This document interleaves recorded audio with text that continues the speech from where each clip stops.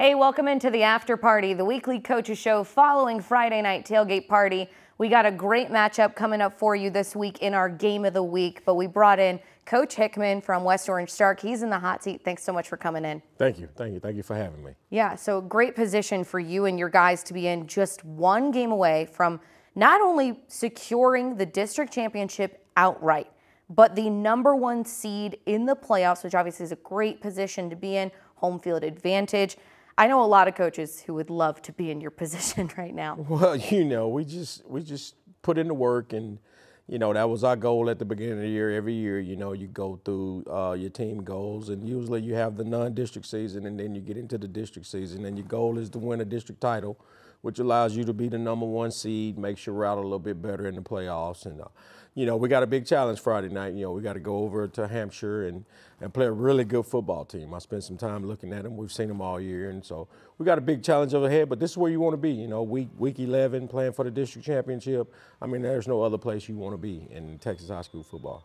I know when we spoke at the very beginning of the season, you were looking for a center and some guys at the secondary. Who's kind of stepped up to lead in those areas? Well, Cam Adams has became that guy at center for us. He started every game. I mean, he's a real cerebral guy, real smart guy. He kind of gets us lined up, gets us where we need to be. I mean, we couldn't ask for a better person to step up and be that guy with Cam. And then in the secondary, like I said earlier in the year, we playing 2, sometimes 3 sophomores. After 8, 9 games now, those guys are more like juniors now. But JaQuincy Walker has been a guy back there. Quaylen Dugas is another guy that's played a lot back there. Arthur Hayes is another guy that played back there. And all those guys have played well. And we've played several guys. And, we starting to get that part of our team lined out with the front half. So we feel pretty good about them. Yeah, 8-1 this season, undefeated in district play going into the last week of the regular season.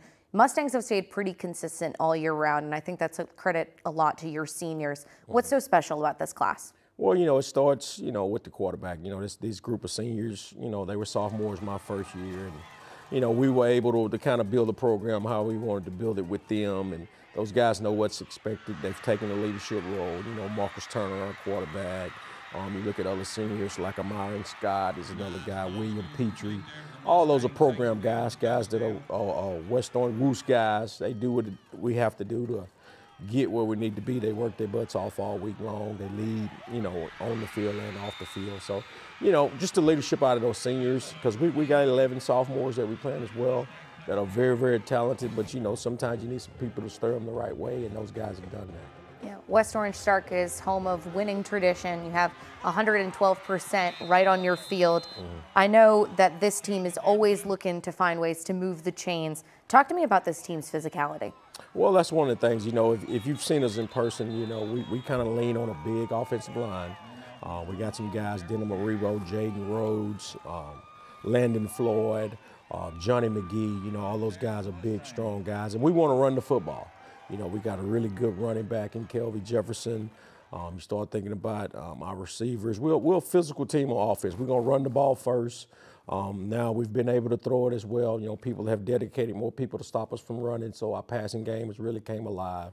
You kind of saw that in the Jasper game when we had to come back in that game where, they put a lot of people in the box and we started to throw the ball well. And, one of our big-time receivers, Jermichael Davis, has really stepped up and been a big part of our success the last few weeks. So it's kind of a combination of everything. If you're physical running the ball, people got to make a decision what do they want to do, come up and stop the run. And then when you could throw it the way Marcus has been throwing it, it poses some problems for people. Yeah. I know our game of the week this week is your upcoming matchup at Hamshire-Fannett. They're not undefeated by mistake also in district. What are you anticipating from the Longhorns? Well, they're gonna do what they do. They're the state 7-on-7 champion. Starts with their quarterback. He's a guy that throws it around well, and number 11 Storms, the big tight end wide receiver. He's an anchor of their program. Number 7 is another guy that makes a lot of plays. We're going to have to be accountable for those two guys. And, you talk about them defensively, they play hard on defense. Those guys really run to the football. I mean, it's a very well-rounded team. They got one loss, but I think that loss is to Hitchcock, who's a top 5 team, and 3A D1. So, Hampshire will give us everything they got. They got us at home. They got an opportunity to win a district championship. I mean, we're going to have to go take it. Yeah. Longhorns averaging 43.9 points per game, but your defense has been able to slow down a lot of teams. I'm talking Silsbee, Newton, Tarkington, who I know you just played last week, Shepherd. What's it going to take from your defense to limit opportunities? Well, again, we base our defense on pressure. We're going to bring some pressure and play some man coverage.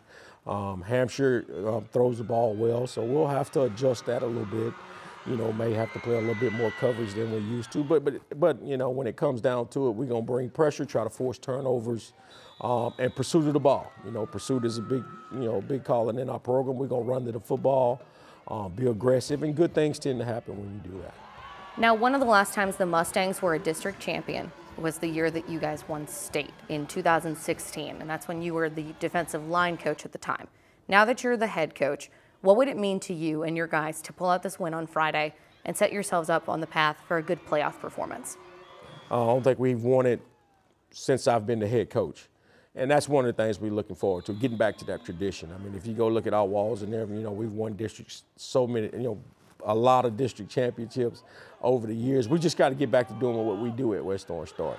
And I've said it time and time again, other schools in our district have raised their level to try to get to us. And, I give shout out to Hampshire and Silsbee, who's had good years. Coach Smith, Coach Wagner, Coach Crum and Jasper. All those guys do a real good job of coaching. But it's about us. When we go over there Friday night, we're going to dictate what happens. All right, well said. Best of luck to you this coming week. We certainly will be tuning in. We'll have a live preview before kickoff of this game. Highlights and reaction from the winning team will lead off the show. So join the party this Friday night after the late night news at 10:35.